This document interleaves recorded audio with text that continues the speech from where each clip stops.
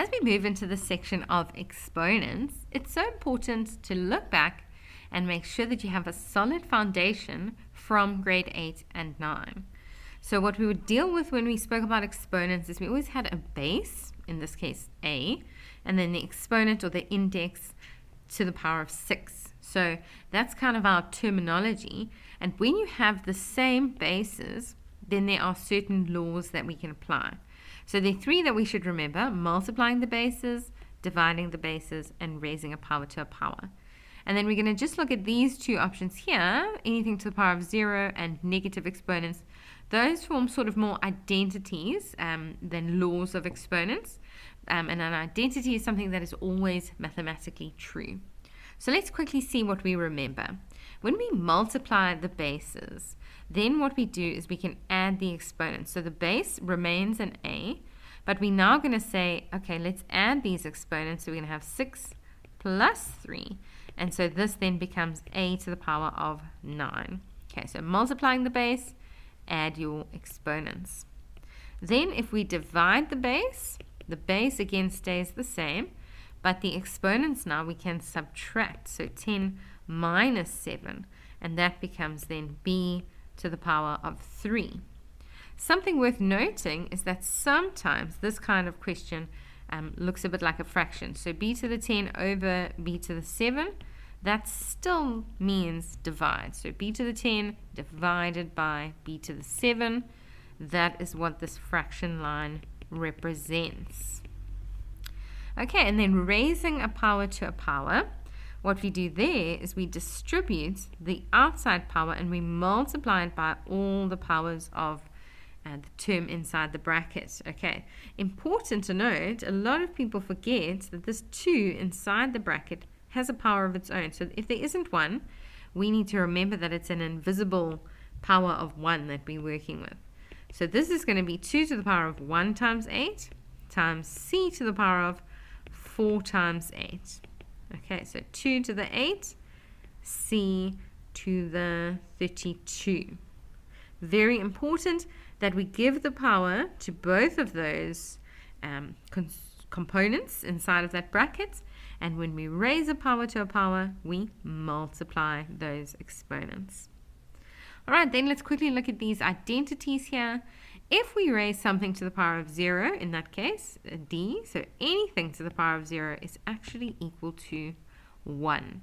All right, and be very careful. Sometimes they try to trick us, and they'll give us something like 2m to the power of 0. Okay, because there are no brackets there, only the m is being raised to the power of 0.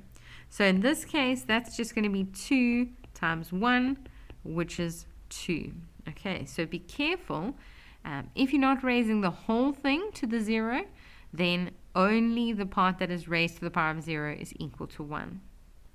Okay, and then we are always told to give our answers with positive exponents.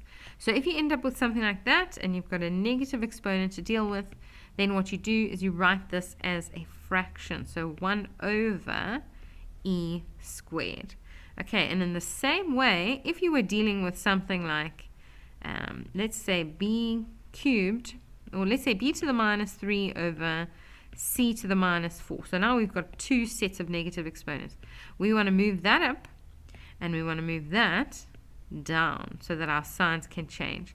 So this we would then write as c to the power of positive 4 over b to the power of positive 3. Okay, so those are our laws of exponents, and we should remember them from last year. If not, go back and practice a couple of exercises. So what we want to do now is focus on a couple of examples where we get to put this knowledge of ours to the test, and we are looking specifically at multiplication and division today. So in this case, we've got 5x to the power of 4, and then all of that is to the power of 2, multiplied by 2, which is to the power of invisible 1. Let's put our invisible 1s in while we're going through here. So that 5 also has a power of invisible 1. Okay, x squared is being raised to the power of 4. So now we're going to apply our laws. So this 2 needs to be distributed to all of the elements in that bracket. This 2 over here is outside, so it's not being raised to the power of 4. Be careful there. And then we've got 4, which is raising this bracket here of x squared. Okay, so now what we're going to do is we're going to say this is 5 to the power of 1 times 2, x to the power of 4 times 2, times 2 to the power of 1, x to the power of 2 times 4. Okay, and this step here, you can actually work those things out and write it straight away. So you don't need to show that step. You could have simply said it's 5 squared, x to the 8 times 2x to the 8, and that would have been completely fine. All right, what we do then is we say, okay, we are now multiplying some bases here. So let's have a look. 5 squared, that's the only base of a 5.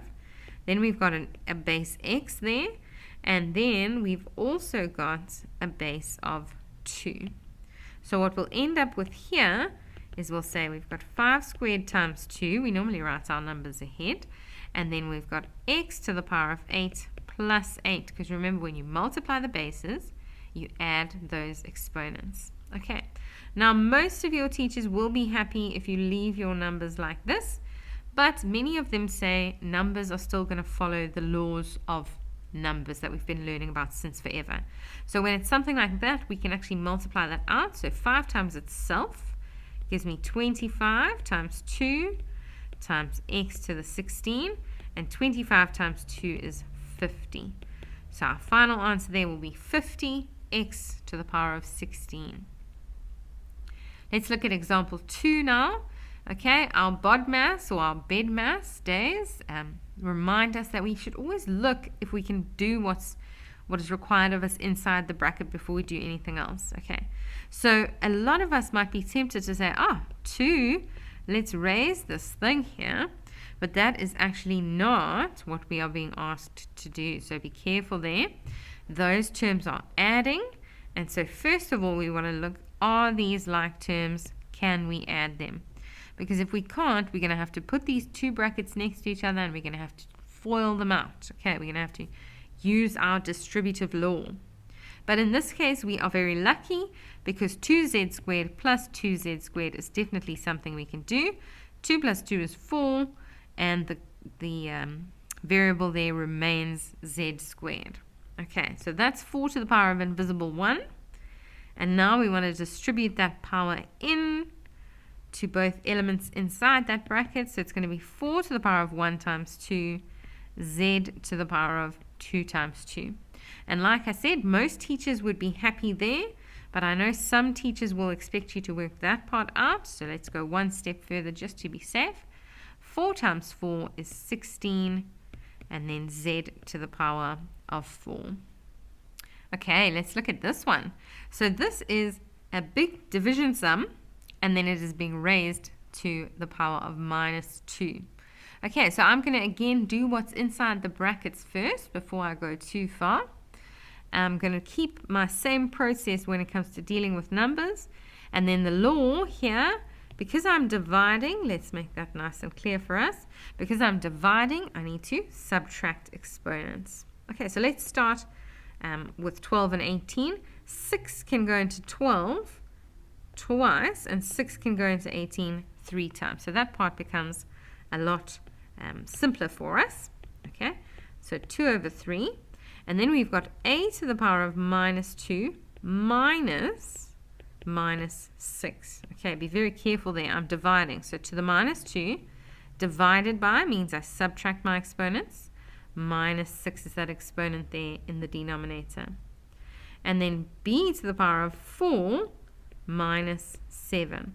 And all of that is still being raised to this minus 2 over here. Okay, so what am I ending up with? I'm ending up with 2 over 3, a to the power of, let's see what happened here. This minus is actually just a plus. So minus 2 plus 6 is going to give me 4. B to the power of 4 minus 7 is minus 3.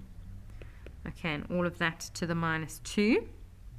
Now you've got options here. You can neaten this up. You can say 2a to the 4 over 3b cubed and then multiply that minus 2 in, or you can multiply that minus 2 in and then neaten things up.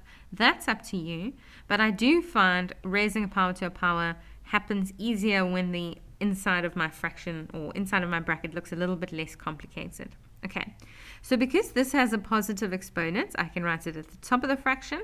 And because this has a negative exponent, I want to write it at the bottom. Okay, and if that confuses you, picture these being written over 1. Okay, because remember, when something's a whole number, we can write it as a fraction if we put it over 1. And then that helps us just to see, okay, we take that to the bottom, we keep that at the top. Now we want to multiply everything by this minus 2, or not multiply every exponent by minus 2. So we'll end up with 2 to the power of minus 2, a to the power of minus 8, 3 to the minus 2, b to the minus 6. Okay, and that helps me to see I need to switch my numerator and denominator completely because absolutely everything has a negative exponent now. So we can write that as 3 squared b to the 6 over 2 squared a to the 8.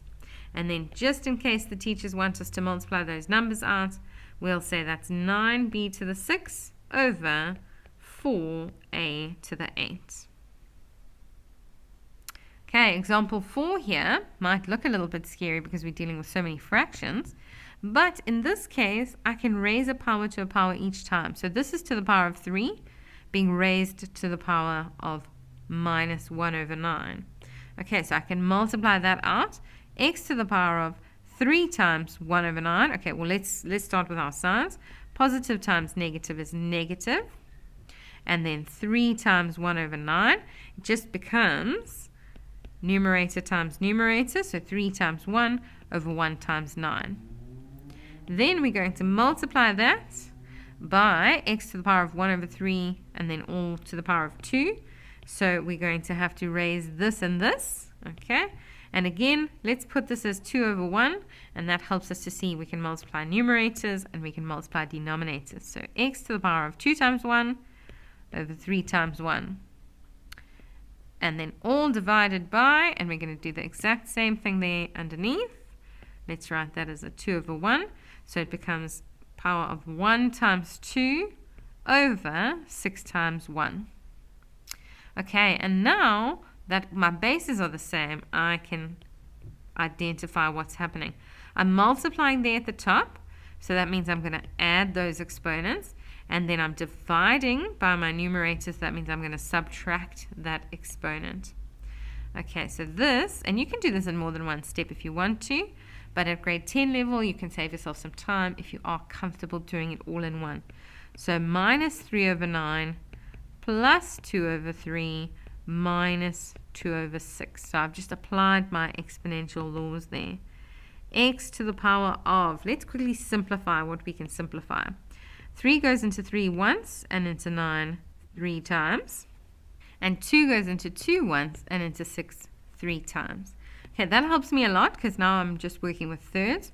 So we've got minus a third plus 2 thirds minus a third. And what do we notice here, grade 10? These thirds are actually ending up cancelling each other out. So we end up with x to the power of 0, and anything to the power of 0 is equal to 1. Let's look at one last example. 5 to the power of x times 25 to the power of x minus 1 divided by 5 times 125 to the power of x. Okay, so my law applies where my bases are the same. So like here, 5 to the x and 5 to the invisible 1. Okay, but when they're not the same, I need to work towards something known as prime bases. Okay, so basically, I need to figure out what or how can I write 25 as a product of prime numbers? And it would be ideal if I could do that as a product of 5s. So take a look at the calculator here. What you'll notice is that you've got a button that's got kind of like a circle and some commas. If you take geography, you'll know that button well. But above that, written in yellow, is the word fact. And that helps us to put something in prime factors. Okay, so if we look at this number 5, 5 to the power of x, 5 is a prime number. So that can stay 5 to the power of x. But 25 is not a prime number. So what we'll do then is we'll pick up our calculator and we'll say 25 equals. And then to get to that fact button, we're going to say shift and then fact. So shift and fact, and that then writes that for me in exponential notation, 5 squared, and that is to the power of x minus 1.